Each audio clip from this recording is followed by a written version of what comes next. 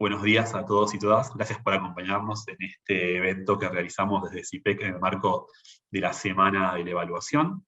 En este caso, nuestro evento se titula Herramientas para construir una política pública evaluable, y contaremos con la participación de Camila Bamalie, analista senior de políticas públicas de la OCDE, Cibele Burga, oficial regional de monitoreo y evaluación de la OIT, Antonio Canaviri, oficial de monitoreo y evaluación de UNICEF, y Natalia Quirino, presidenta de la red Evaluar y docente de las universidades de San Martín, Bolonia y la Universidad del Litoral, en temas asociados al monitoreo y la evaluación.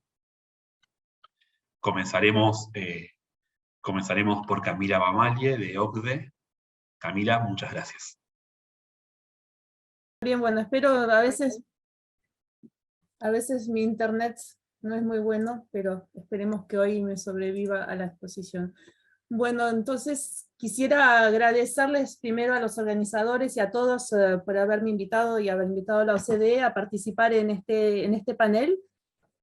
Como pueden escuchar, soy argentina, pero en realidad vivo en París casi toda mi vida y trabajo en la OCDE desde hace como 15 años ya.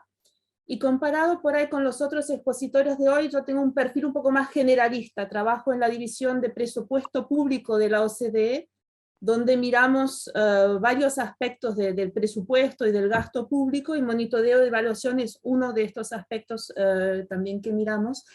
Y puse aquí en la presentación, aunque no está, mi colega Claire Salamá, que es la que en realidad encabeza nuestra área de trabajo sobre monitoreo y evaluación en la OCDE. Y muchos de los estudios, informes que voy a mencionar en realidad son producidos por ella. A ver, pasemos al próximo slide. ¿Cómo vamos a hacer esto? Perdón, siempre al principio es un poco ahí. Entonces, la OCDE está trabajando en los temas de monitoreo y evaluación de políticas públicas desde hace ya más de 20 años. Y ya en el 1998 emitimos lo que llamamos en la OCDE las recomendaciones sobre buenas prácticas para monitoreo y evaluación. O sea que es una larga temática que venimos trabajando.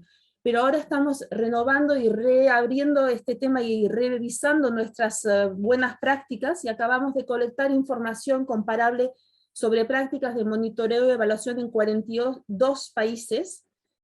Estamos también realizando trabajos analíticos, como lecciones aprendidas con el COVID, de cómo se evaluaron las políticas. Hicimos un informe reciente de cómo se construyen capacidades en los gobiernos para monitoreo y evaluación. Y también tenemos información por un grupo de expertos de 35 países que se reúnen 1 o 2 veces por año para compartir sus buenas prácticas y sus desafíos, como es la manera de funcionar de la OCDE en general. Para la charla de hoy voy a concentrarme en 2 puntos. Uno es contestar esa pregunta desde el punto de vista de la OCDE: ¿cuáles son los elementos que hay que incorporar en el diseño de las políticas públicas para que sean evaluables? Pero en realidad nosotros, cuando hacemos nuestros estudios de monitoreo y evaluación, casi que tomamos la política pública como una variable exógena, pero igual sí vemos cuáles son los elementos que tienen que tener para que las podamos evaluar. Y después, como siempre, trabajamos con los gobiernos y pensamos, ok, ¿qué pueden hacer los gobiernos para dar incentivos y tratar de que las políticas públicas que se diseñan efectivamente sean evaluables? Entonces, ¿qué tienen que tener esas políticas? ¿Y qué pueden hacer los gobiernos para que eso sea el caso? Y si puedo resumir la charla en 2 palabras, es 1, objetivos claros, y 2, datos y datos. Pero bueno, es lo que vamos a ver ahora en esto. Entonces, primero, ¿cuáles son esos elementos que se tienen que integrar y que incorporar en las políticas públicas para que sean evaluables? Y la primera cosa que en eso te van a decir es que para diseñar una política pública que sea evaluable, un buen principio es basarla ella misma en evaluaciones de cuál es la necesidad que estamos tratando de cumplir, de remediar, qué es lo que justifica esa política pública, y en eso les tomo el ejemplo, y voy a tratar a lo largo de la presentación de tomar ejemplos concretos. Aquí es el esquema de Inglaterra, de cómo propone Inglaterra en el Green Book hacer la implementación o el diseño de las políticas. Y la primera fase es justificar que hay una necesidad para una política pública y que el gobierno tiene que intervenir, y ahí se puede basar sobre evaluaciones. Un segundo elemento importante es que esas políticas tengan objetivos claros, y lo vamos a ver en el próximo slide.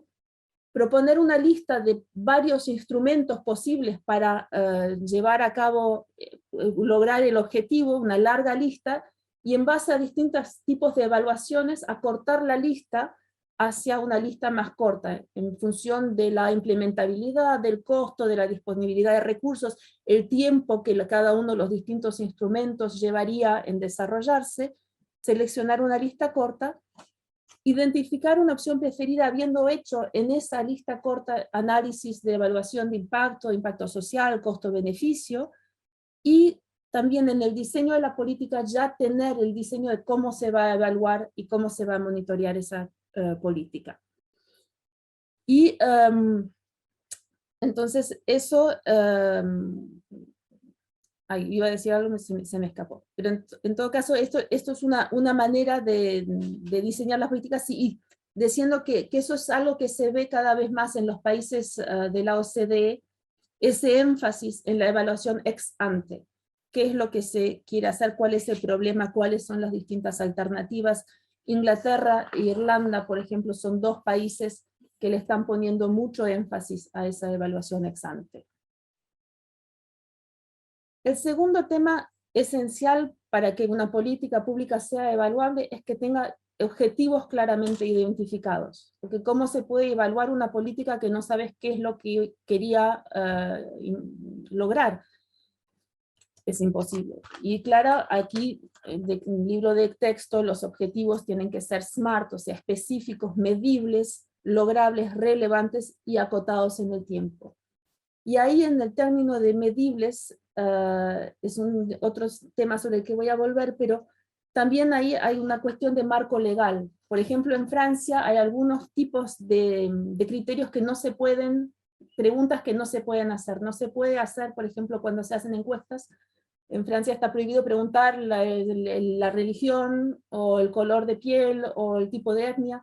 Entonces, si tenemos una política que está enfocada a reducir ¿cómo se dice? El échec, cuando los chicos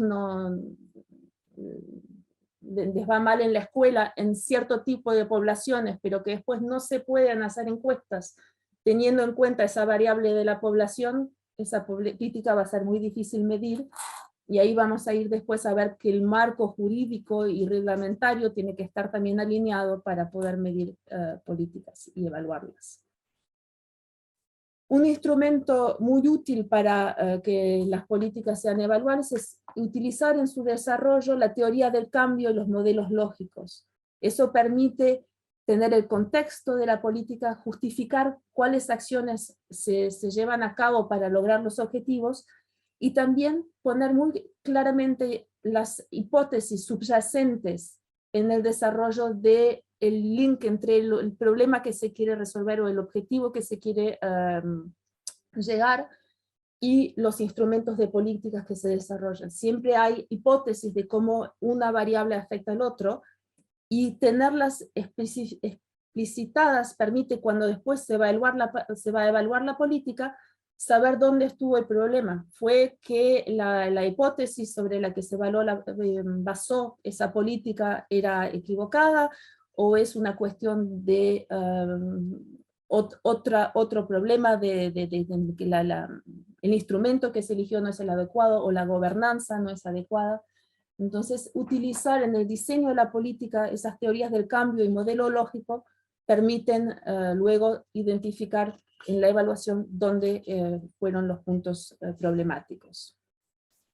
Y el último punto para esta es pensar en los datos desde el diseño de la política. Desde que se diseña la política, pensar cuál es el objetivo, y eso es a veces muy políticamente difícil hacerlo explícito el objetivo, y también ya prever cuáles son los datos que se va a necesitar para poder evaluarla, y cómo se los va a generar, quién los va a colectar, bajo qué forma, con encuestas, con datos administrativos, por un instituto de estadística. O sea, eso tiene que ser pensado desde el diseño de la política. Ahora, ¿qué pueden hacer los gobiernos en el framework, en el marco, para fomentar que las políticas públicas sean diseñadas, sean evaluables?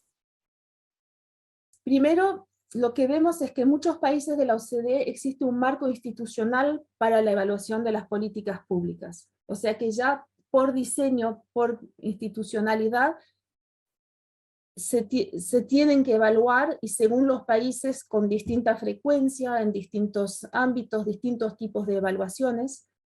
Y nosotros en las recomendaciones que hacemos en nuestro esquema, en nuestro framework de análisis, vemos 3 pilares. Uno es el esquema institucional.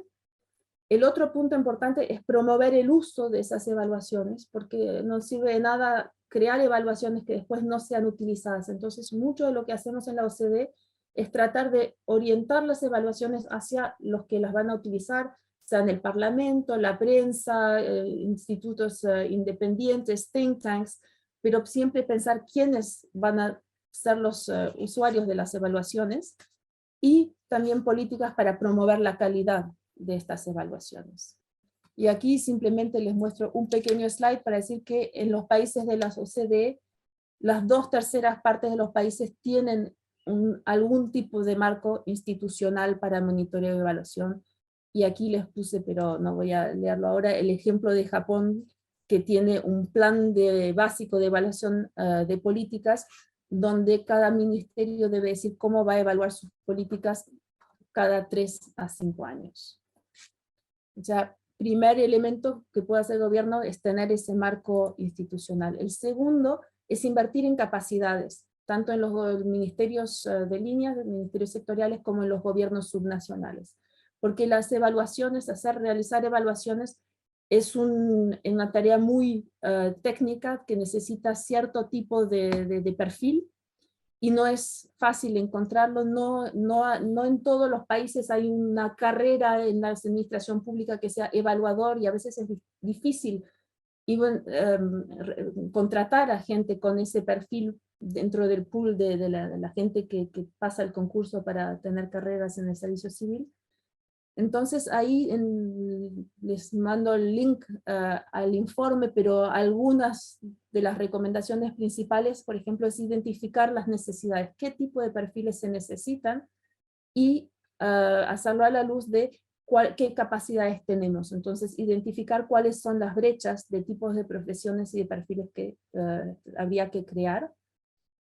El segundo elemento es, el desafío es cómo crear esas capacidades en los gobiernos y cómo retenerlas. Un problema que vemos en muchos países cuando se crean esas capacidades es que después la gente que se capacitó se mueve hacia puestos o sectores que son más remunerativos, y eso se ve mucho en gobiernos subnacionales. La capacidad, esta capacidad de invertir en individuos, y también lo voy a volver, pero también en la infraestructura subyacente. ¿Qué sistemas informáticos, qué sistemas de management de la información tenemos que puedan soportar, sustentar esos datos y compartirlos, hacer las bases de datos interoperabilizables y utilizables entre distintas áreas y sectores, y abiertas para que todo el mundo pueda acceder a esos datos. Y el último punto es asegurar un marco legal y regulatorio coherente. Como decía, en Francia, por ejemplo, hay algunas preguntas, algunos elementos que no se pueden preguntar. Y también en la producción y el uso y el intercambio de datos puede haber cuestiones de confidencialidad. En Francia tenemos toda la información del mundo sobre, por ejemplo, salud, porque cada persona que va a tener algo en salud tiene que poner la tarjetita para tener el reembolso. Tenemos la base de datos completa, pero tardó varios años en que se generaran las garantías suficientes de cómo se va a utilizar esos datos, para que no haya problemas de poder identificar y que se respete la libertad y la anonimidad de las personas. Entonces ahí también dentro de las capacidades hay que invertir en esa infraestructura legal y regulatoria. Y aquí voy a terminar con la creación de incentivos y de herramientas para compartir datos. No es suficiente colectar los datos, pero también tienen que ser compartidos, fáciles de identificar. Y aquí puse el ejemplo del Evidence Act reciente de Estados Unidos, que fue votado en el 2019, que crea una gobernanza estratégica del dato, donde cada institución tiene que pensar cuáles son sus datos, qué van a hacer con esos datos, qué datos necesitan, cómo se van a estructurar, qué métodos y enfoques analíticos van a utilizar para analizarlos, y cada agencia tiene que tener identificado un evaluation officer, una persona para ser responsable y coordinar las actividades de evaluación y de juntar datos y evidencia. Y con eso creo que me pasé un poquito de los 10 minutos y voy a dejar el floor a los demás. Gracias. Y claro que preguntas cualquiera por ahí cuando digan los moderadores. Y voy a dejar de compartir la pantalla. ¿Cómo hago eso? Sí. Muchas gracias, Camila. Hay una opción donde estás compartiendo que te dice dejar de compartir, si no, Manu te apoya. Sí, La idea, como dijimos al principio, es poder tener una conversación fluida, digo, en este caso, pero nos organizamos para que con una primera parte donde nuestros colegas expositores y panelistas intervienen y luego dejamos un segmento de preguntas, así que aquellos que levantaron la mano no la bajen porque los registramos y luego de las siguientes intervenciones pueden dejarlas en el chat también, las preguntas también para poder hacerlas a los expositores y continuamos con Cibele Bura, que es oficial regional de OIT, de monitoreo y evaluación de OIT,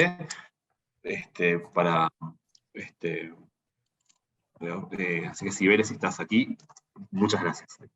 Hola Emiliano, muchas gracias por la invitación a participar en este conversatorio tan importante, en realidad también por el contexto que nos toca vivir en estos momentos. A diferencia de Camila, yo no tengo una presentación, tengo una presentación de los instrumentos que tenemos en la organización, pero atendiendo a la invitación del conversatorio quería, digamos, y también para no repetir lo que Camila ha mencionado, creo que yo me puedo enfocar un poco en la experiencia que tiene la OIT, que creo que, digamos, más allá de que pueda servir para otras organizaciones, tiene los mismos elementos que ha mencionado Camila, ¿no? Y que pueden ser útiles para plantear una discusión sobre los elementos que hacen que las políticas públicas sean evaluables, ¿no?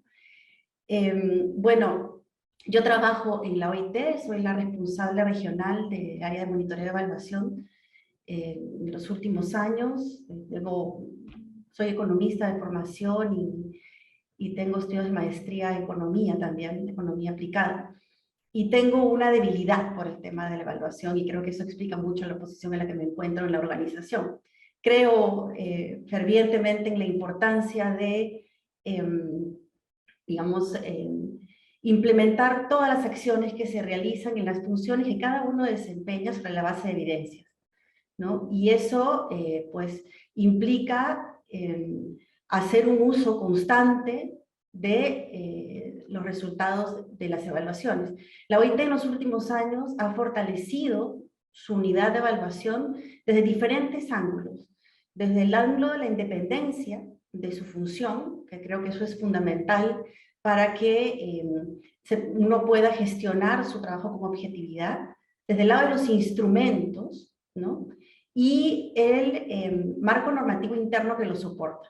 Por eso es que mencionaba que hay muchas similitudes con el enfoque que planteaba Camila, porque efectivamente se necesitan estos elementos, el de la independencia el marco normativo de respaldo, el apoyo político dentro de la propia organización y los instrumentos.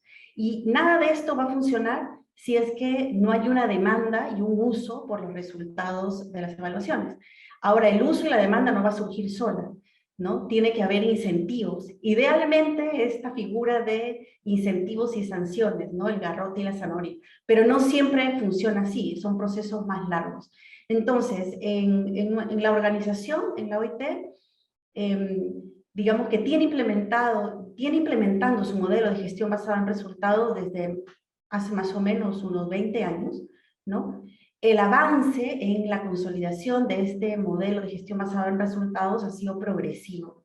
Diría bastante más lento del que quisiéramos, porque tiene el modelo, digamos, se sustenta en diferentes, digamos, áreas y unidades que tienen que funcionar bajo esta misma lógica para que el sistema termine de consolidarse. Entonces, el área de evaluación es una, que ha tenido un progreso, ¿no? Con estos principios de independencia, profesionalización, desarrollo de instrumentos y adecuación, que pues ha permitido que poco a poco el modelo se vaya instalando. Eso implica que tanto la asistencia técnica que brinda la OIT a través de cooperación al desarrollo, o sea, con todo el portafolio de proyectos, que tenemos un volumen, digamos, bastante grande a nivel global, y si pensamos en las Américas, nosotros como organización en la Oficina de las Américas, mirando todas las oficinas regionales, digamos, la regional y todas sus oficinas,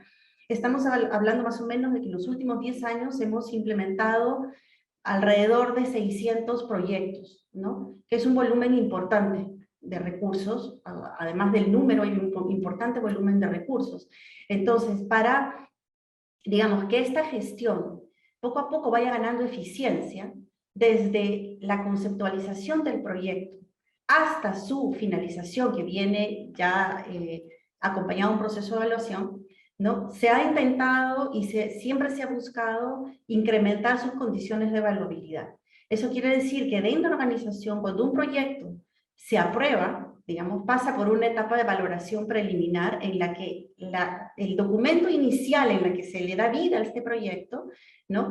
Tiene una revisión, digamos, por unidades especializadas bastante exhaustiva en cuanto a los elementos que hacen que este proyecto sea evaluable. Eso quiere decir, revisamos, digamos, de manera muy detallada el análisis contextual, ¿no? La correspondencia entre la propuesta de proyecto y las necesidades que busca atender, la existencia de un marco lógico, un análisis, digamos, una cadena de resultados razonable, ¿no? Nada es perfecto, pero que tenga, digamos, algunos, digamos, una coherencia inicial razonable como para que empiece a implementarse. Luego, que tenga un marco de medición mínimo, ¿no? Porque ustedes comprenderán que proyectos que tienen un volumen de recursos de $500,000 no va a tener los mismos requerimientos, o en la práctica no es viable que los tenga, de un proyecto que tiene 50 millones. Entonces, pero los principios son los mismos, o sea, estamos mirando desde la calidad del análisis contextual y la correspondencia con necesidades, la coherencia de su marco lógico. Cuando proyectos son más grandes, estamos exigiendo que exista una teoría del cambio sustentada sólidamente en evidencias, ¿no? Que el marco de medición permita no solamente medir productos y actividades, que solo hace un plan de trabajo, sino que además podamos ir, digamos, midiendo resultados y ojalá además ya efectos, resultados de más largo plazo. O sea, desde que se aprueba un proyecto, hay una herramienta de evaluabilidad que mira, que hace la valoración preliminar de la calidad de ese diseño. Esa valoración preliminar está muy enfocada en la calidad del diseño y de la existencia de un marco de medición mínimo. Estos dos elementos, digamos, son los fundamentales para que un proyecto pueda ser evaluado en la OIT, ¿no? Puede ser aprobado en la OIT, en su etapa inicial. Ahora, la propia organización tiene otro tipo de controles, ¿no? Esta valoración preliminar existe, pero cuando el proyecto ya es muy grande, y estamos hablando de proyectos de $5 millones a más, existe además la participación directa del Departamento de Evaluación de la OIT, en la que además nos aseguramos de otros elementos que van a incrementar el nivel de evaluabilidad del proyecto, ¿no? Y esto pasa por tener digamos, los mecanismos de medición, los instrumentos de medición previstos, ¿no? Una mayor exigencia para asegurar la coherencia del diseño. Y aún así les debo decir que a pesar de todos estos controles iniciales, ¿no? Hay debilidad todavía en los diseños de proyectos. Sigue habiendo debilidades, ¿no? Y pues, y yo creo que esto le pasa a todas las organizaciones de Naciones Unidas, estas debilidades también se dan porque existe un trade-off entre hacer las cosas bien y en recibir los recursos, ¿no? Tenemos la necesidad de recibir los recursos porque hay una ventana de oportunidad para ello, y si bien tenemos los instrumentos para asegurarnos unos mínimos de evaluabilidad, sigue habiendo un margen grande para hacerlo mejor, ¿no? Entonces, en esta etapa inicial del diseño, esto está previsto y varía dependiendo del volumen de recursos que está asociado a determinado tipo de proyectos. Ahora, luego, cuando el proyecto se empieza a implementar, también hay otro tipo de controles, ¿no? Tenemos una revisión de la evaluabilidad de proyectos que tienen, digamos, volúmenes de recursos grandes, que ocurre durante el primer año de implementación del proyecto. Si ustedes se fijan, son una serie de controles para ir mejorando la evaluabilidad de estas intervenciones, porque la OIT tiene una política de evaluación que exige que todos sus proyectos pasen por procesos de evaluación, sean pequeños, sean medianos, sean grandes. Todos tienen que pasar por procesos de evaluación, pero desde el punto de vista del valor del dinero, ¿no? Tenemos que asegurarnos que las condiciones de evaluabilidad estén bien puestas, porque de lo contrario es un mal uso del recurso también.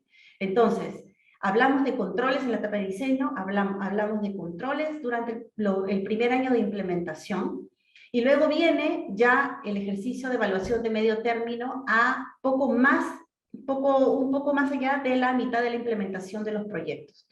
Entonces, esta evaluación de medio término cumple también las funciones de análisis de evaluabilidad, porque como ustedes deben de saber bien, estos ejercicios de revisión de medio término están muy enfocados en el análisis de relevancia y en el análisis de validez del diseño.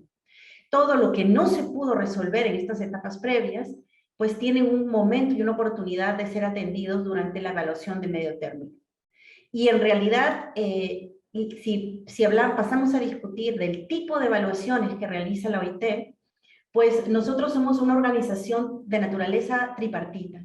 Entonces, esa naturaleza tripartita, eso quiere decir que nosotros implementamos nuestras actividades, nuestra asistencia técnica y nuestro trabajo en general en consulta y en atención a las demandas de organizaciones de empleadores, trabajadores y gobiernos. Somos la única agencia del sistema de Naciones Unidas que tiene esta naturaleza tripartita, en la que no puede hacer nada si no consulta, digamos, con sus constituyentes, porque finalmente la organización funciona con los presupuestos de nuestros países miembros. Entonces, nos debemos a ellos. Ahora, ellos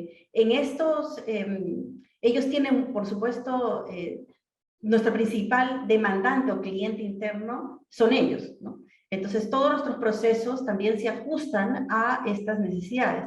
Las evaluaciones de medio término, como mencionaba, están muy enfocadas en atender y resolver este tipo de problemas, pero los recursos que tenemos, digamos, no nos permiten hacer determinados tipos de evaluaciones. Nosotros como organización tenemos muy pocas evaluaciones de impacto. Lo que tenemos son evaluaciones de resultados, evaluaciones de procesos y de resultados, ¿no? En la que el componente de la participación es importante sin comprometer la objetividad de los procesos. Entonces, recordando lo que mencionaba Camila, en cuanto a la tipología de evaluaciones, pues esta va a variar dependiendo, por supuesto, del tamaño del proyecto que va a ser objeto de evaluación y de las necesidades informativas que tenemos en el momento. Entonces, estamos migrando de evaluaciones atomizadas y fragmentadas que se corresponden también con el portafolio de proyectos de la OIT a evaluaciones de naturaleza agrupada, que pueden resolver otro tipo de preguntas, atender otro tipo de necesidades informativas de naturaleza más estratégica, que nos permita, digamos, tener una lectura también más integrada del quehacer mismo de la organización. Entonces, si bien tenemos ejercicios desde revisiones internas o autodiagnósticos y autoevaluaciones, a evaluaciones, digamos, independientes, de naturaleza agrupada, más estratégicas. También tenemos evaluaciones ex post y evaluaciones de impacto, pero digamos, estas no son las más representativas del funcionamiento de la organización y de la propia función de evaluación por la naturaleza misma de nuestra función. O sea, nosotros, digamos, tenemos limitaciones para hacer seguimiento luego de la finalización de los proyectos. ¿Por qué? Porque finaliza el proyecto, se va al equipo técnico y la organización tiene dificultades para acoger, digamos, los principales resultados más allá de los productos que se generan y hacer un seguimiento a estos resultados con su estructura regular. Al tener esa dificultad, pues hace mucho sentido que nuestras evaluaciones estén más enfocadas en resultados y de procesos, ¿no? Y con excepciones, cuando estamos hablando de proyectos ya muy grandes que pueden tener, digamos, la posibilidad de escalar hacia recomendaciones de política pública, si es que hacemos un esfuerzo por hacer evaluaciones de naturaleza ex post y evaluaciones de impacto cuando tenemos los recursos. Entonces, en este caso, la valoración de la preliminar de los diseños, las revisiones de medio término, la función de evaluación, todos estos elementos retroalimentan, ¿no? Se retroalimentan en sí mismos y permiten que en los últimos años la calidad de la asistencia técnica de la OIT desde el punto de vista o desde el ángulo de los proyectos haya mejorado, ¿no? Haya mejorado en los años. Yo creo que todos los elementos que se mencionaban en un inicio, que tienen que ver con, digamos, el liderazgo, ¿no? de la función de evaluación en la organización o en el país, ¿no? El que existan estos marcos legislativos, planes anuales preestablecidos, porque las personas, digamos en este caso los funcionarios y en las instituciones públicas o instituciones del gobierno tiene que ser igual, tienen que existir planes de evaluación muy claros para todos, que todo el mundo tiene que estar muy preparado y debe saber qué cosa es lo que va a venir y qué va a ser evaluado. Lo mismo pasa en la OIT.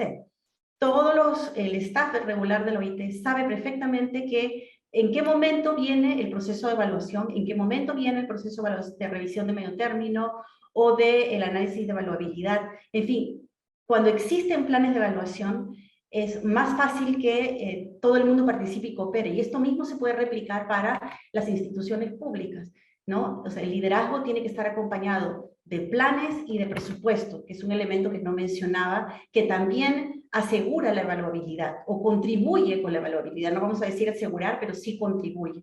¿Por qué? Porque, digamos, sin presupuesto no se pueden hacer revisiones internas, no se puede ejercer la función de evaluación, no se pueden fortalecer los sistemas de monitoreo, y por supuesto sin liderazgo y sin voluntad tampoco. Entonces en la OIT todos los proyectos tienen que destinar 2% de su presupuesto para la función de evaluación y 3% para el tema de monitoreo. Sin el presupuesto nada de esto funciona, ¿no? Por más interés y voluntad que uno tenga. Y lo mismo pasa en las instituciones y el sector público. Los sistemas nacionales de evaluación, además de su marco normativo, tiene que tener por supuesto un presupuesto regular y la seguridad y garantía de que ese presupuesto va a estar disponible, y ojalá en algún momento que se pase no solamente a una gestión basada en resultados, a un presupuesto basado en resultados, que sea capaz de premiar a los buenos proyectos, y en este caso a los buenos programas o las buenas políticas para asegurar su escalabilidad, digamos, y continuidad en el tiempo. En la OIT eso es algo que todavía está pendiente, ¿no? Porque nosotros como organización también dependemos fuertemente de el financiamiento de los donantes. Entonces, si bien hacia lo interno los resultados de evaluaciones sirven para aprendizaje, digamos, de la organización y de nuestras contrapartes, todavía yo diría que no hay una correspondencia importante entre asignaciones presupuestales y resultados de las evaluaciones. Eso es algo que en el sistema, en las instituciones públicas de algunos países sí han tenido un avance importante, como por ejemplo en el caso de Chile, ¿no? Que su sistema de evaluación sí, digamos, se ve alimentado por, tiene presupuestos que se asignan en base a los resultados de las evaluaciones. La OIT todavía no ha avanzado a ese nivel, ¿no? Pero sí utiliza cada vez más los resultados de las evaluaciones para mejorar el desempeño de su organización. Y esto no solamente lo decimos los funcionarios de la OIT, sino es el resultado de ejercicios de evaluaciones externas que hacen a la función de evaluación de la OIT de manera comparativa con el desempeño que tienen otras organizaciones del Sistema de Naciones Unidas. Entonces, no quiero extenderme mucho más, solamente mencionar que como organización tenemos, digamos, garantías de evaluabilidad que son perfectibles, pero desde el diseño de las intervenciones, que se complementan con la función de monitoreo, que es, digamos, de naturaleza obligatoria para ciertos tipos de proyectos, para proyectos más grandes, ¿no? Y con la función de evaluación. Todos estos elementos forman parte del modelo de gestión basado en resultados y, digamos, yo me gustaría compartir con ustedes luego todos los instrumentos que tenemos, que además están disponibles en nuestras plataformas públicas, para que puedan tener una idea de qué herramientas se han ido desarrollando. La función de evaluación de la OIT tiene digamos, un enorme bagaje de orientaciones metodológicas, y todos estos elementos son los que realmente fortalecen una función de evaluación en las organizaciones del Sistema de Naciones Unidas. Eso sería por ahora, Emiliano, y abierta a cualquier consulta que tengan los colegas. Muchas gracias. Muchas gracias, Cibele. Avanzamos rápidamente a nuestro colega Antonio Canaviri, que está por aquí. Y Antonio, muchas gracias por acompañarnos. Te cedo la palabra. Gracias, Emiliano. Voy a compartir mi pantalla.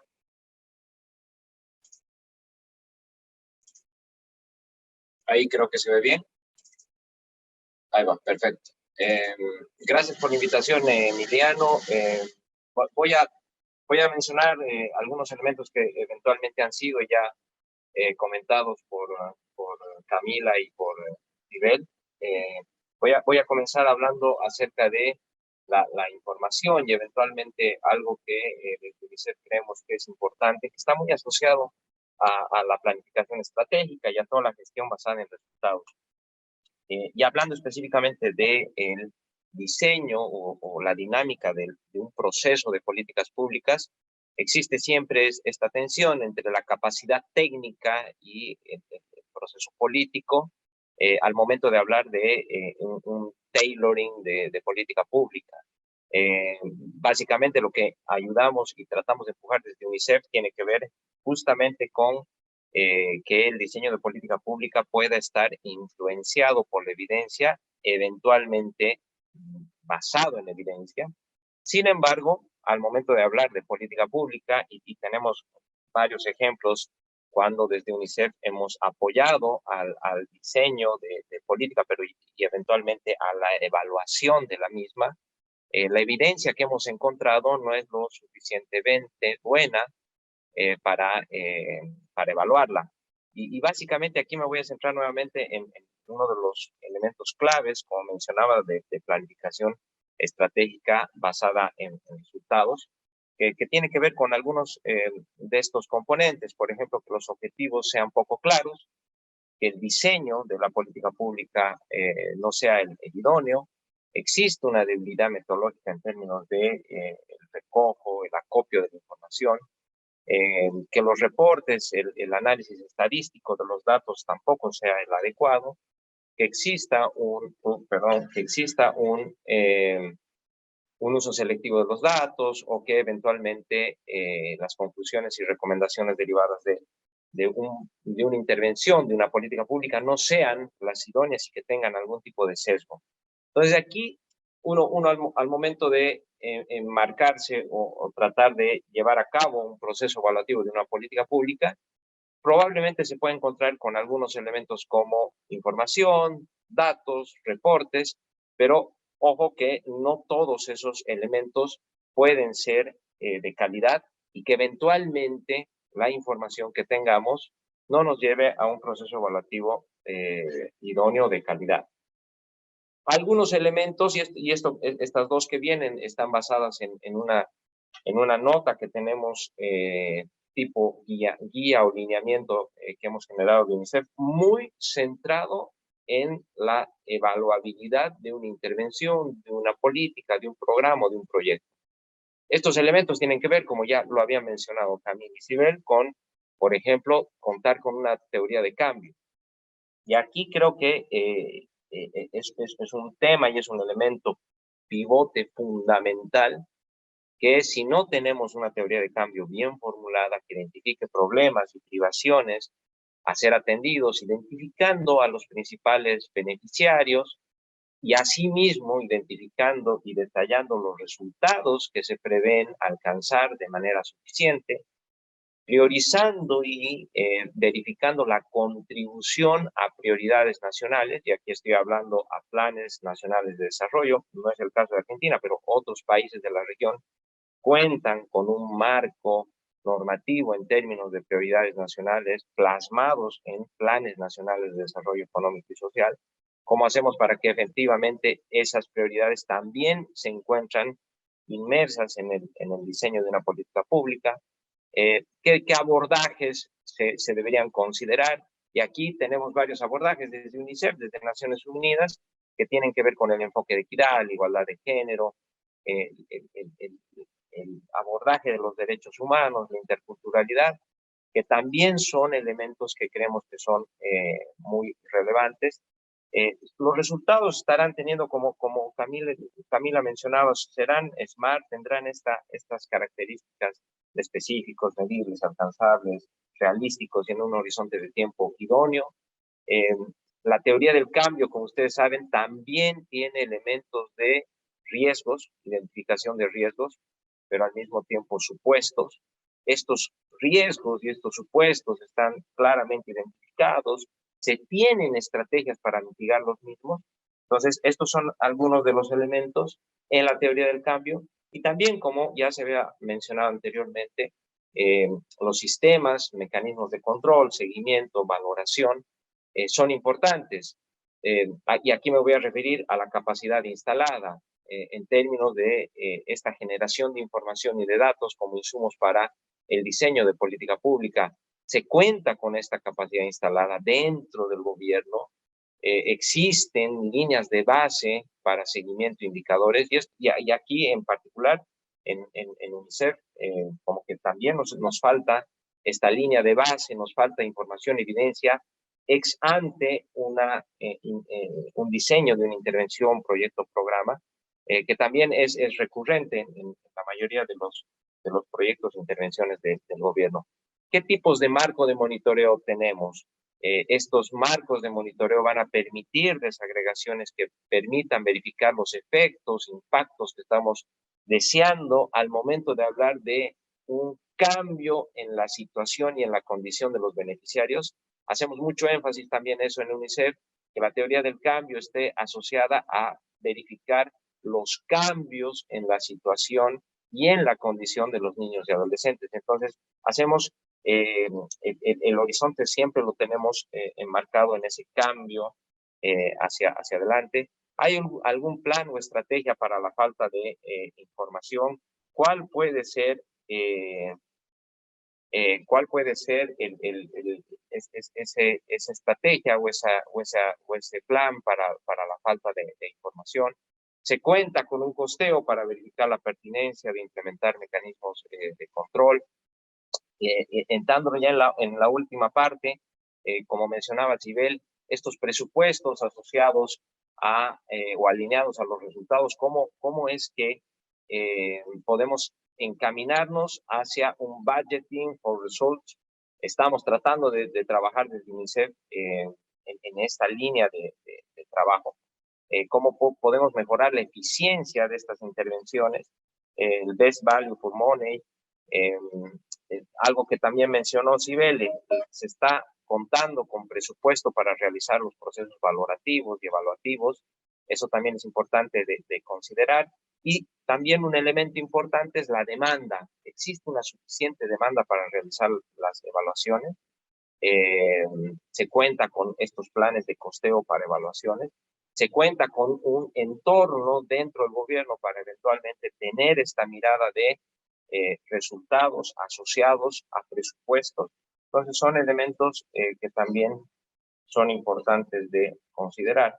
Y esto aquí solamente era para mencionar la teoría del cambio, cómo a partir de esta teoría del cambio que explica cómo se van a obtener los resultados, básicamente, y tiene un narrativo interesante, como todos sabemos, de si hago esto a través de alguna estrategia, voy a lograr esto, y es como un detalle más de lo que podría ser una cadena de resultados, con estos supuestos, con estos riesgos previamente identificados, pero que eventualmente son fundamentales al momento de realizar una evaluación.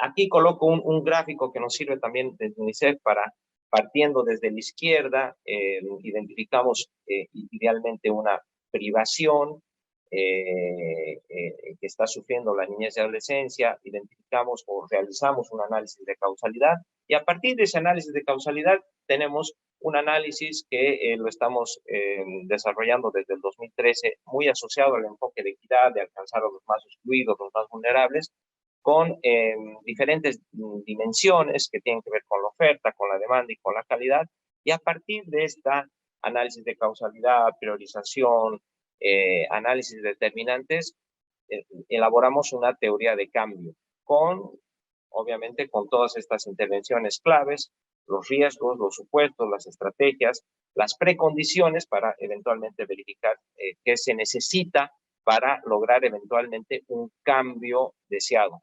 Creo que este es un elemento fundamental al momento de hablar del diseño de política pública.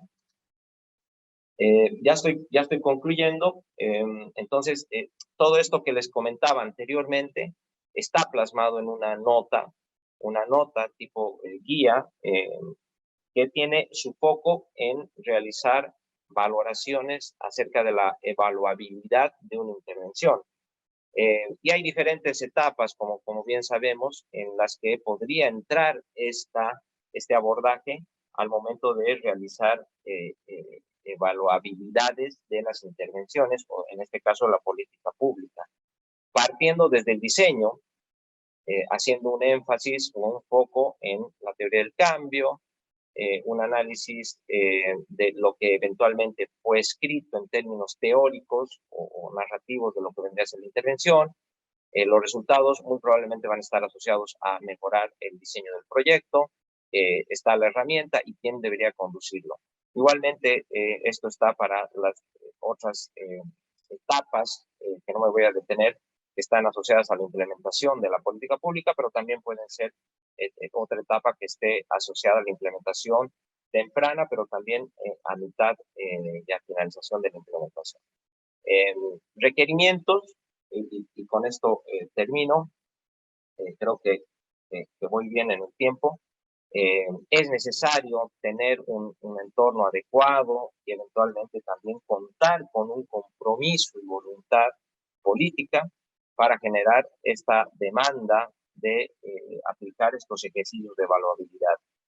Si tenemos un entorno que eventualmente puede contribuir a seguir realizando estos procesos de evaluabilidad, muy probablemente contemos con evidencia robusta que nos permita posteriormente realizar ejercicios de evaluación. Existe una decisión también estratégica para definir cuándo, en base al cuadrito que les muestro, en qué etapa se debería realizar la evaluabilidad. Deberían existir idóneamente insumos previamente establecidos, como mencionaba, la teoría del cambio, marcos de monitoreo, líneas de base, sistemas de monitoreo, reportes, etcétera, que eventualmente sirvan como insumos para realizar procesos de evaluabilidad y posteriormente evaluación. Reconocer que este ejercicio es un ejercicio, eventualmente, perdón, la redundancia, de evaluabilidad y no una evaluación per se. Algunas veces al hablar de evaluabilidad, de evaluación, uno piensa que son lo mismo, pero eventualmente tienen diferencias que nos van a ayudar a potenciar la evidencia al momento de valorar una intervención. El presupuesto para la evaluabilidad debería incluirse y asignarse junto a otras actividades de evaluación.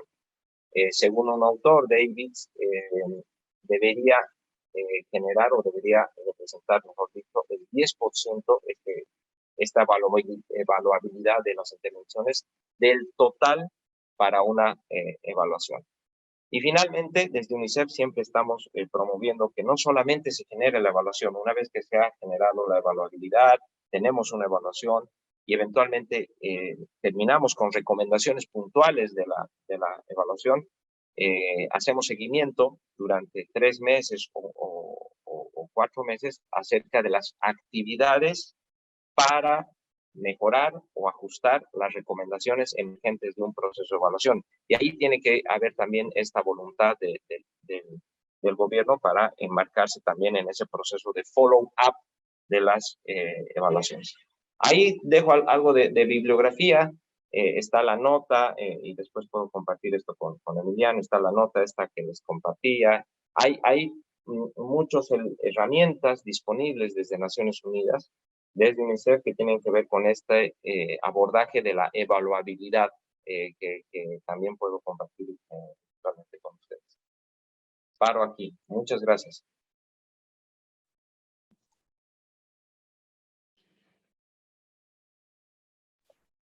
Antonio, muchas gracias. Ya estamos muy cerca del final. No sé si Nati. Sí, gracias, Emi. Muchísimas gracias. Muy breve, para no redundar en lo que ya dijeron los colegas, agradecerles, por supuesto, por acompañarnos, a Camila, a Cibele y a Antonio. Simplemente me gustaría hacer 2 reflexiones para después darle también lugar a Emiliano, que sé que tiene algo interesante para contarnos. Me gustaría diferenciar como 2 tipos de evaluabilidad en esta intervención, y hacia ahí irían mis contribuciones. Una que es más de tipo técnica, y que creo que tanto Camila como Cibele como Antonio hicieron muchísimo hincapié, que tiene más que ver con esta idea de que nuestros diseños de evaluación, que nuestras políticas y programas y proyectos tengan este ADN de la teoría de cambio, de los objetivos, de los datos, muy metido adentro, y creo que venimos trabajando en el último tiempo en CIPEC en esa línea. Pero yo quisiera hacer como una diferencia que para mí es central: contar con presupuesto. Todos los buenos deseos y todas las buenas intenciones se agotan cuando el decisor de política pública, incluso el funcionario, decide o no decide asignar recursos a la evaluación. Y creo que ahí es donde realmente se juega la última milla de la evaluabilidad, y es la que nos permite, en definitiva, construir hacia adelante o no. Y lo segundo que quiero hacer en términos de aporte, como decía, muy breve, me parece que tenemos que empezar como a conversar o ampliar nuestro horizonte hacia afuera de la política pública, y creo que en esta línea tanto las herramientas que nos han mostrado Cibele de OIT como Antonio de UNICEF, por lo menos en CIPEC, nos han ayudado muchísimo a pensar la evaluabilidad de las intervenciones que evaluamos, pero también mirar hacia afuera cuáles son esos factores facilitadores que hacen a garantizar la evaluabilidad de una manera más extrínseca, ¿no? Como si fueran esta diferenciación entre validez interna y externa que hacemos para las evaluaciones. Creo que la evaluabilidad tiene que tener también validez externa. Y cuando hablo de eso, pienso en algo que también se mencionó, que es un entorno facilitador de la absorción de la demanda y el uso de las evaluaciones, marcos regulatorios que nos permitan que la evidencia circule por el sistema político, y cómo las capacidades de alguna manera también son condicionantes, ¿no?, de la evaluabilidad en términos de qué es lo que va a pasar una vez que las evaluaciones salen del circuito de producción. Y me gustaría hacer, en ese sentido, en el marco de los factores facilitadores, no solo pensar en el entorno y las capacidades, sino también pensar en la creencia social acerca del valor público de las evaluaciones, que creo que es un tema que no lo consideramos tanto cuando miramos evaluabilidad, pero creo que también es determinante de algo que decía Cibele y que yo suscribo muchísimo, que es cómo las usamos, quién las usa, para qué las usa, ¿no? Y discutir ese valor público, sobre todo en contextos de escasez, como la que viven nuestros estados hoy, por lo menos en la región, es fundamental para entender mejor cómo contribuimos a generar evaluabilidad. Y finalmente, la última cuestión que por lo menos nos desvela y nos obsesiona, que tiene que ver con la validez de la evidencia, y cómo generamos también cada vez una concientización y un consenso social acerca del valor que tiene la evidencia, y creo que ahí hubo un gráfico que mostró Antonio que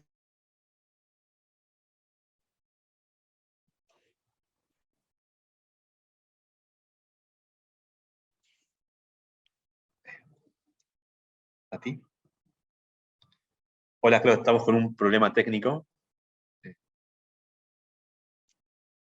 Nati, no sé si estás conectada.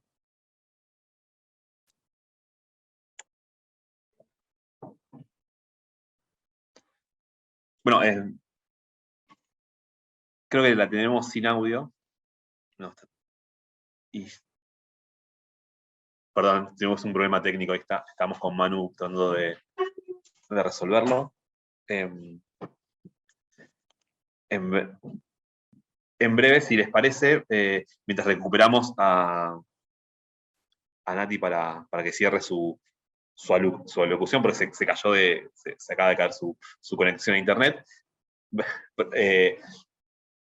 Les paso a una simple, mi idea en mi intervención en este conversatorio es simplemente presentar una herramienta que tenemos aquí desde CIPEC para poder contribuir a mirar la evaluabilidad de las políticas públicas. Voy a presentar la portada de un documento que nosotros elaboramos, que se puede descargar desde la página web, que es el estudio de análisis de...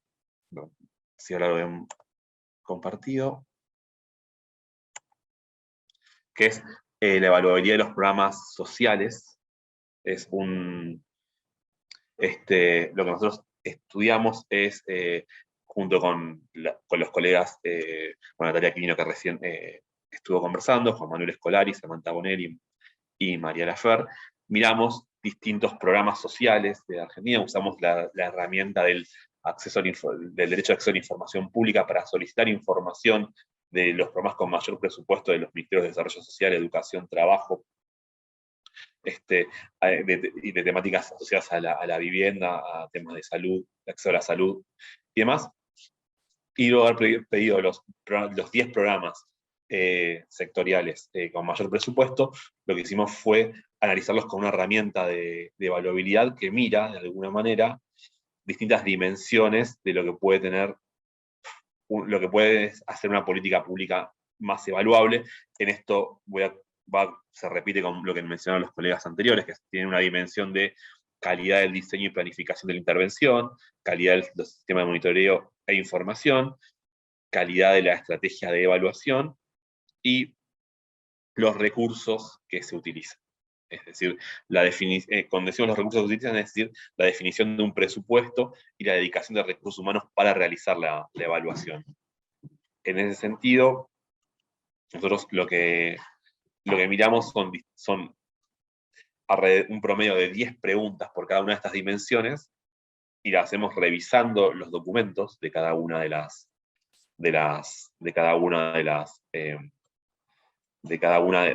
políticas. Revisamos los documentos, entonces si tienen teoría de cambio, si tienen objetivos, si los objetivos están claramente, si tienen teoría de cambio o marco lógico, si tienen una especie de diseño de la intervención, si tienen algún tipo de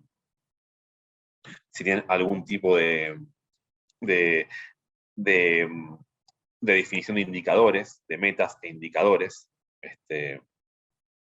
En ese sentido, es una de las cosas que miramos. Luego observamos también, ustedes ven aquí, si tienen definido esto, si la recolección de la información, qué tipo de indicadores tienen, si sistematizan la información, si tienen herramientas de recolección, y finalmente, si tienen preguntas de evaluación, si hay definiciones sobre cómo van a evaluar y la metodología. En ese sentido, ponderamos estas dimensiones y construimos un índice a través de los documentos. Este es el ciclo de armado del protocolo y la definición. No estamos viendo tu presentación, solamente se ve la primera. Ah, ok. ¿Cuál están viendo? ¿La de las dimensiones? ¿O? Se ve la presentación de tu PowerPoint, pero solamente la primera diapositiva. A ver, perdón, problema técnico. Intentaré resolver.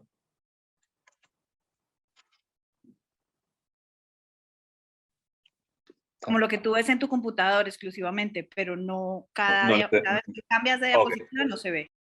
Ok, perfecto. Entonces, un segundo que voy a corregir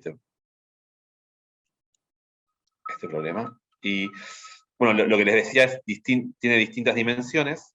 Estas dimensiones, creo que ahora lo puedo compartir correctamente, simplemente son 3 diapositivas.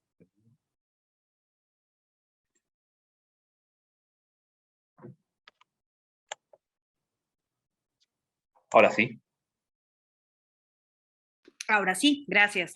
Perfecto. Estas son las dimensiones que miramos, 4 dimensiones ponderadas para poder elaborar este índice de evaluabilidad.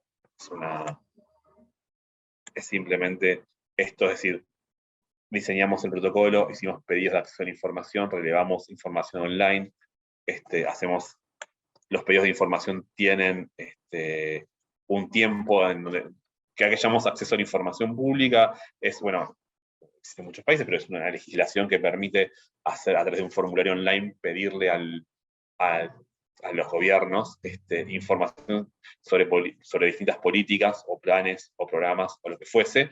Esas preguntas tienen, el Estado tiene 15 días, en el caso argentino, 15 días hábiles, con una extensión de otros 15 días hábiles para poder responder.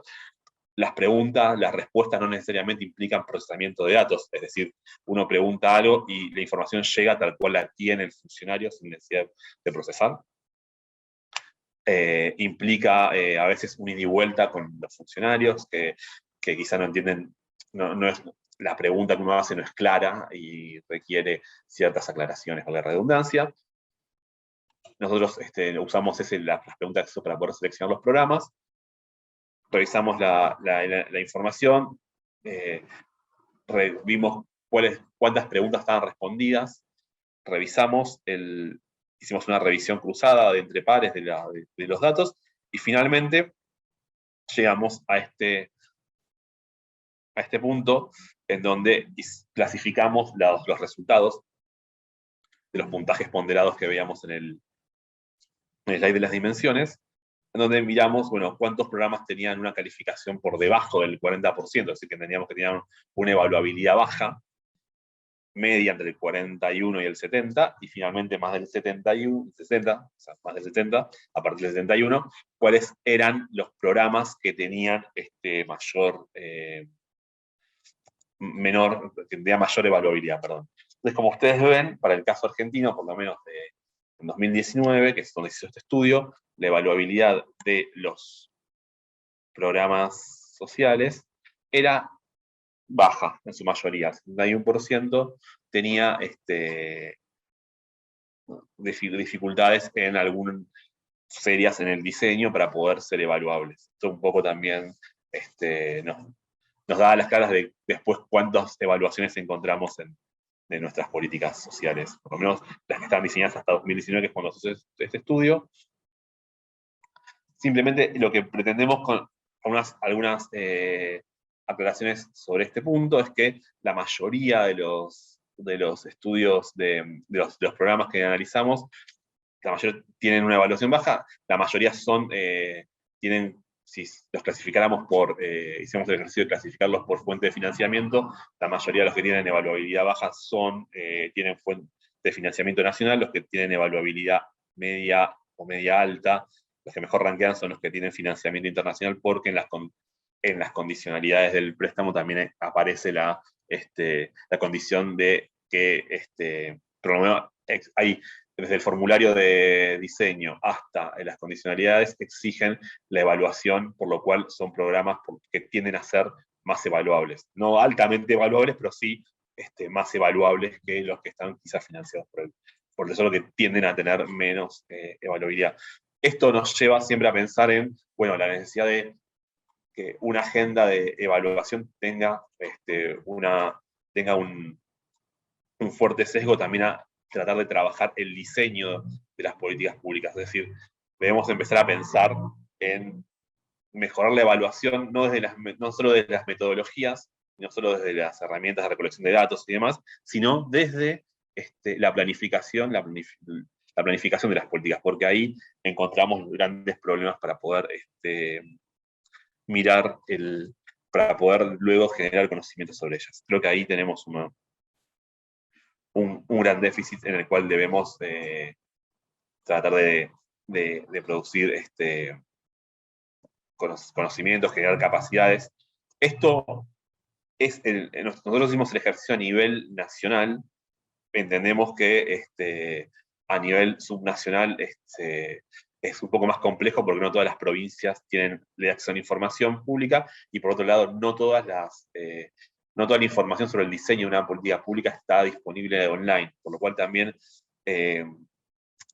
estos análisis, creo que una parte de la agenda de mejorar las herramientas, de mejorar el diseño de políticas públicas para que sean evaluables, debería estar asociado a las políticas también de transparencia y de acceso a la información, porque nos permitirían poder ver de la sociedad civil cómo está pensada la política, qué información puede producir, qué información produce, qué tipo de indicadores tiene diseñado. Creo que a grandes rasgos, es un poco nuestra gran herramienta con la que queremos contribuir, una herramienta que se compone de un set de 35 indicadores que nos permiten ir viendo distintas dimensiones de la evaluabilidad de las políticas públicas, y que es una forma rápida de estudiar el diseño para la evaluación, ¿no? Es decir, el diseño de una política para la evaluación. Obviamente miramos muchas dimensiones de las que hablaron los colegas, tanto Cibele como Nati en su pequeña interrumpida locución, como Camila y Antonio. Miramos, o sea, cuántos recursos está destinado a la evaluación, cuántos recursos humanos y monetarios, el diseño y la asociación también con otros actores para poder lograr objetivos. Hay preguntas sobre con qué actores también interlocutan para el diseño de esa política, por lo cual también ahí tratamos de mirar un aspecto de la coherencia de las políticas. En honor al tiempo, que sé que nos hemos pasado de tiempo, esta es como la herramienta que queríamos presentar en esta conversación. El link a este documento lo subimos al chat y lo enviamos para aquellos que se hayan inscrito cuando compartamos los materiales y la grabación de esta comunicación. Así que por mi parte agradecerles, y no sé si pudimos recuperar a Nati para el cierre, si no, abrimos a las preguntas del chat.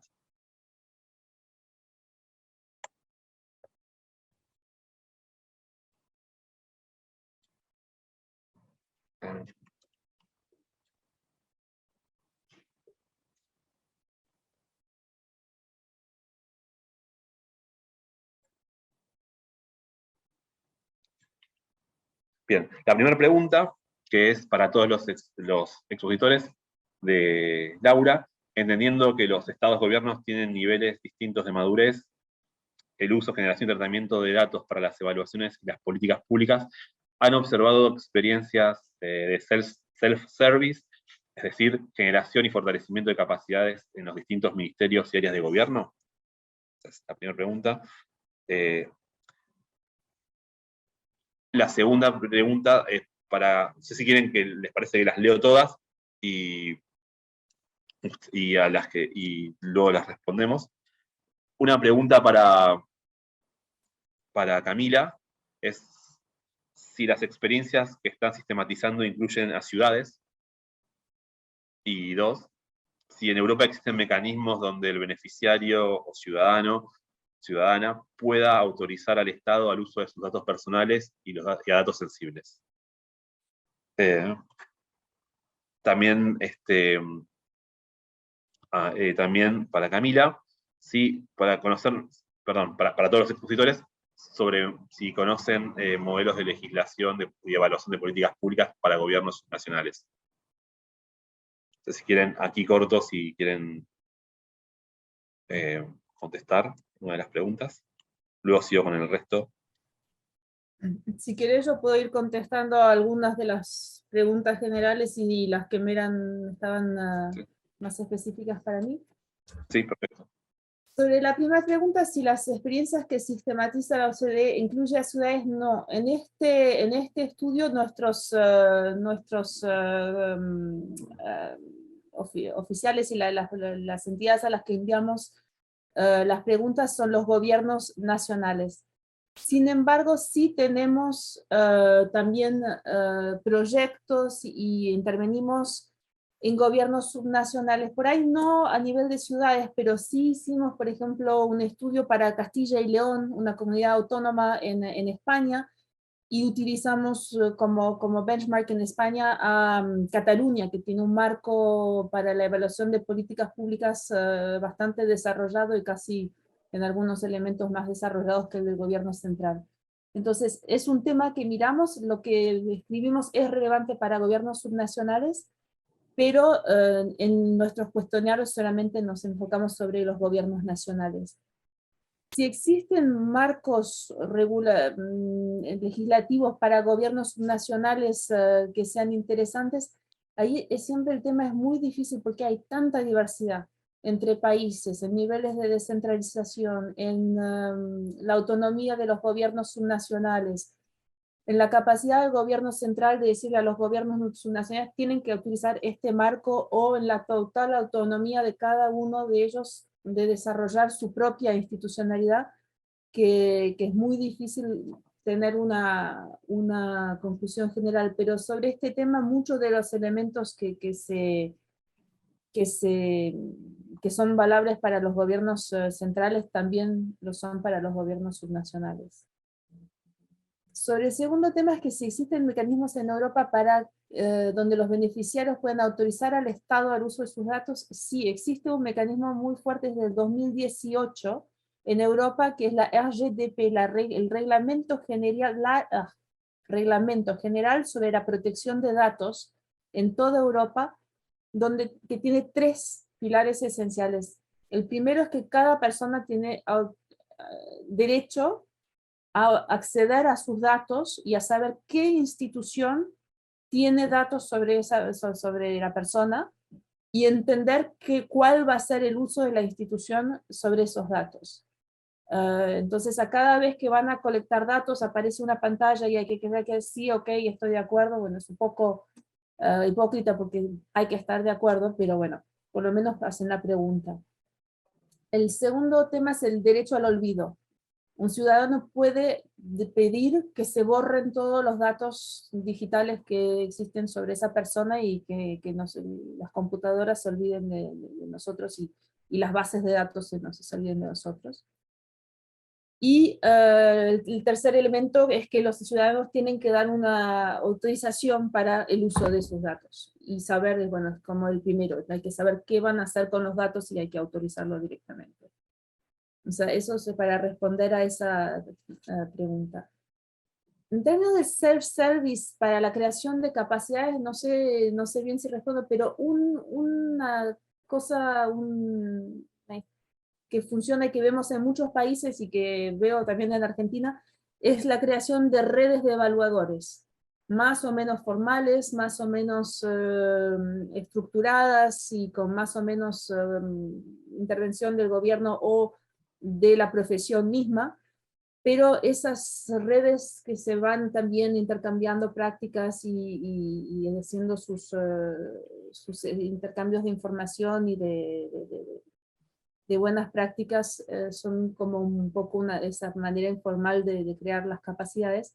Y también de vuelta sobre la descentralización, a veces algunos gobiernos centrales, nacionales, también proveen capacity building para los gobiernos subnacionales.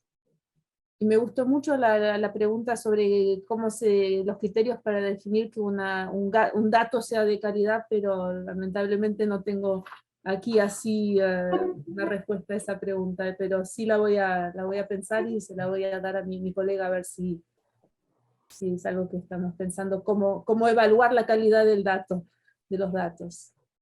Gracias. Gracias a vos, Camila. Antonio, si querés intervenir en alguna de estas preguntas. Sí, sumo a lo que mencionaba Camila.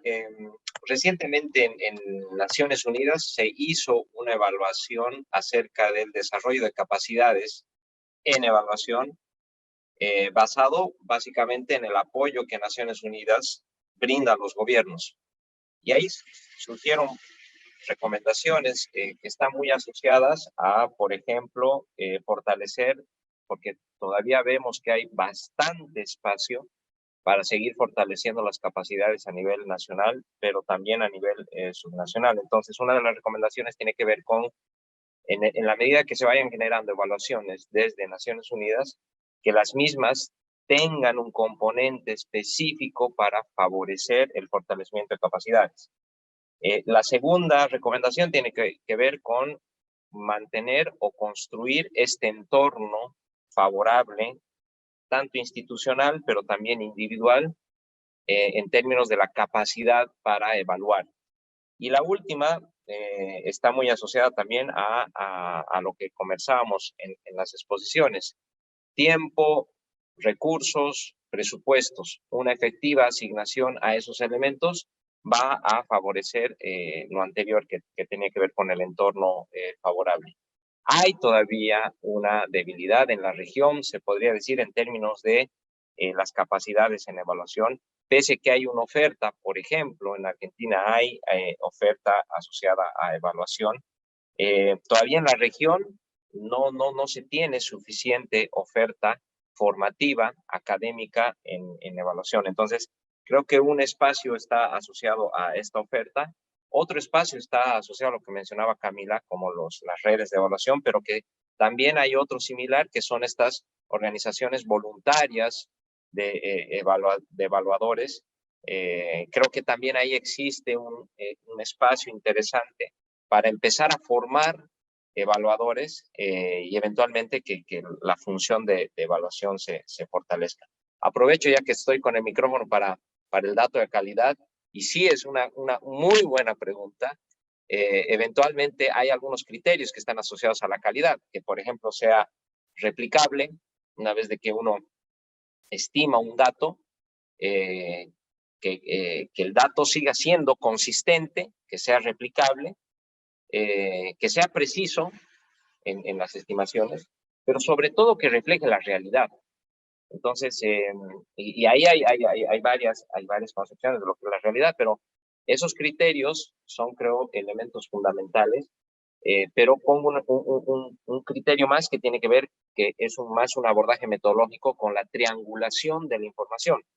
Y a través de abordajes cuantitativos y cualitativos se puede también verificar si un dato es de calidad. Si es que nos reunimos con expertos en la temática para verificar el dato que obtenemos, ahí también podemos tener elementos si es de calidad o no es de calidad. Y por último, bajar a terreno, bajar a donde se genere el dato, también es un criterio de verificar que efectivamente el dato está capturando la realidad en las poblaciones beneficiarias.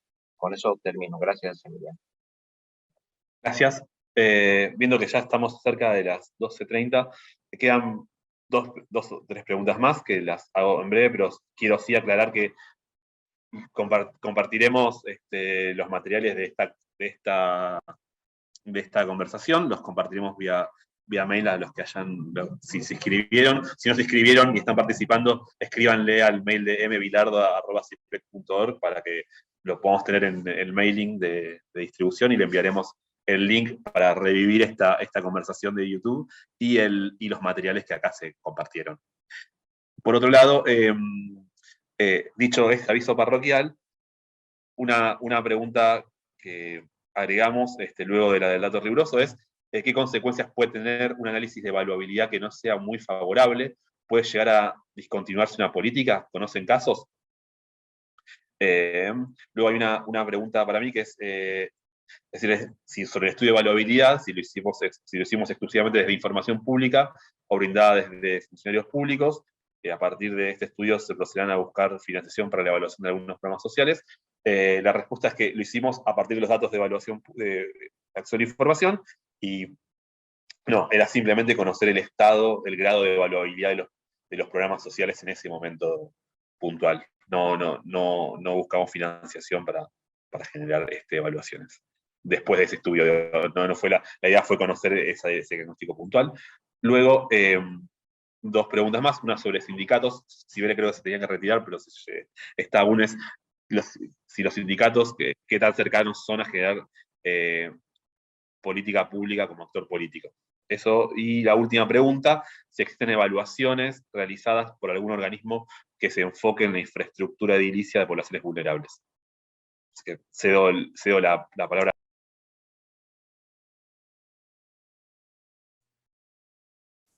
Yo quería simplemente reaccionar sí, sobre cuáles son las consecuencias o qué tenemos que hacer cuando una evaluación sale mal. Y siempre yo lucho bastante contra que haya una automatización entre el presupuesto y la evaluación, porque todo depende, hay que entender por qué sale mal la evaluación, y bajar el presupuesto o cortar el programa no necesariamente es la respuesta adecuada. Y muchas veces hay mucho miedo de la parte de los directores de programas a ser evaluados, porque tienen miedo que si salen mal va a saltar el director, o van a reducir el presupuesto, o van a cerrar el programa. Pero puede ocurrir que una de las conclusiones de una evaluación sea que, por ejemplo, este programa no tiene suficiente presupuesto para llegar a los objetivos que se fijó, que hay un desfase entre el objetivo y el presupuesto, o que está metido bajo cierto ministerio que no es el ministerio que es competente o que tiene más poder sobre este tema, que se beneficiaría mucho más que se moviera el programa en otra área, en otro ministerio, o que efectivamente se cambie la gobernanza del programa. Entonces, las medidas o los resultados concretos y prácticos de las evaluaciones no necesariamente tienen que ser bajar el presupuesto o cerrar el programa, y también es pasando ese mensaje que no va a ser necesariamente esa la conclusión del estudio. Por ahí se puede perder el miedo a ser evaluado y generar más cooperación y más voluntad de abrirse hacia evaluaciones. Entonces ese era el punto que quería agregar. Gracias.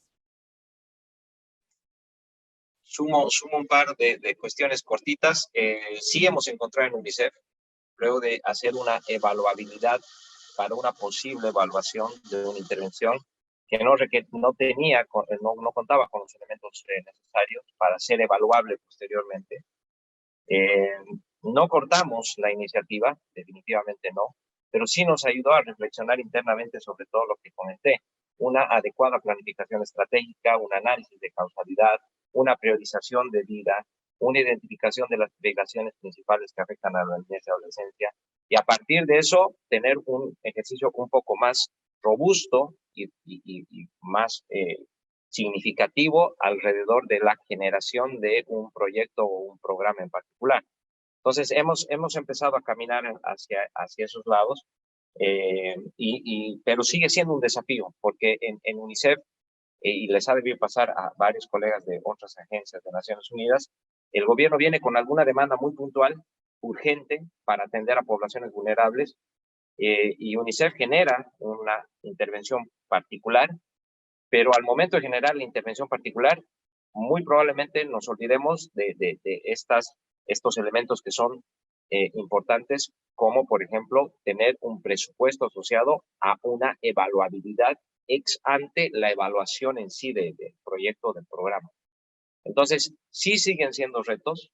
La urgencia a veces hace que eventualmente nos olvidemos de esa parte, y para eso estamos trabajando para seguir mejorando nuestra política de evaluación.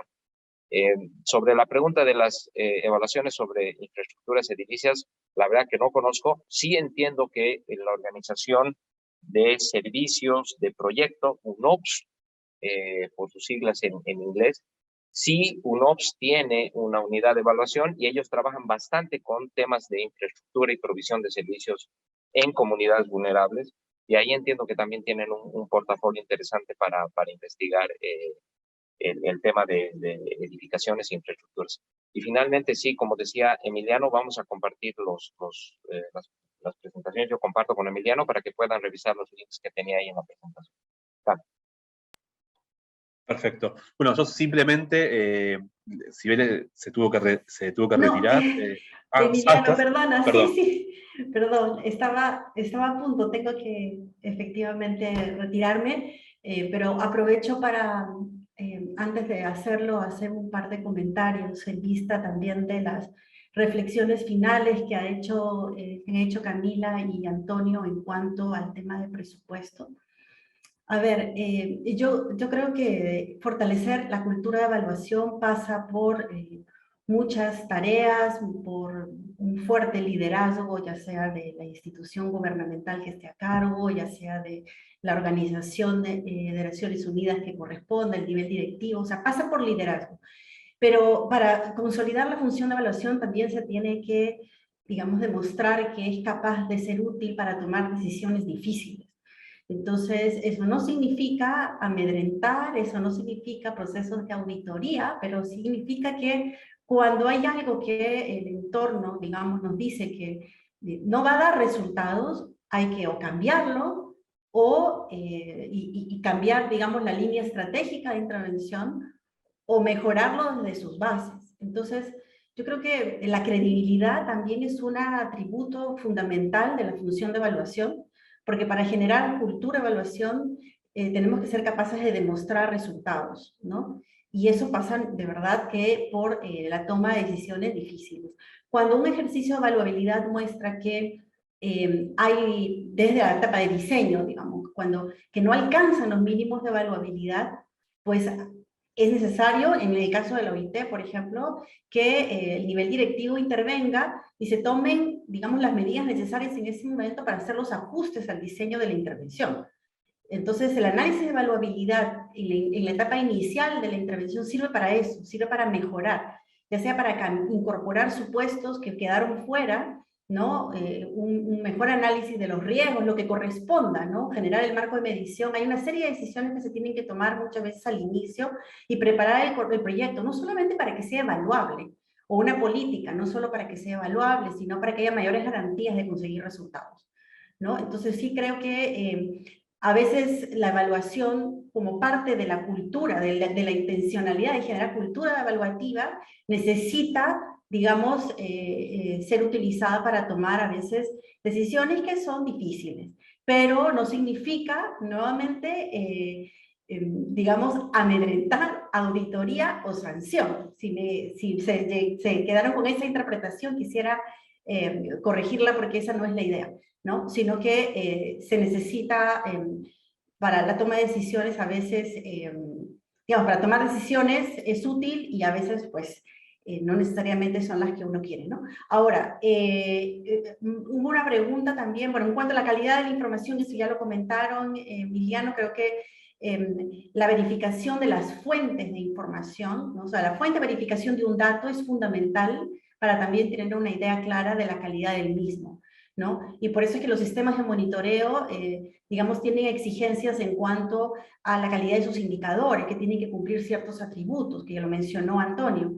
Ciertamente eso es importante y como bien dijo, que el dato no solamente sea pertinente o adecuado para lo que uno quiere medir, sino que cuando uno mira una tendencia, esa tendencia haga sentido respecto quizás datos de fuentes secundarias, ¿no? Si el proyecto está generando un dato que la verdad, si dice que está eliminando el trabajo infantil y los datos externos muestran que esa situación no tiene una correspondencia, pues tenemos que volver a revisar el sistema de monitoreo de la calidad de los datos.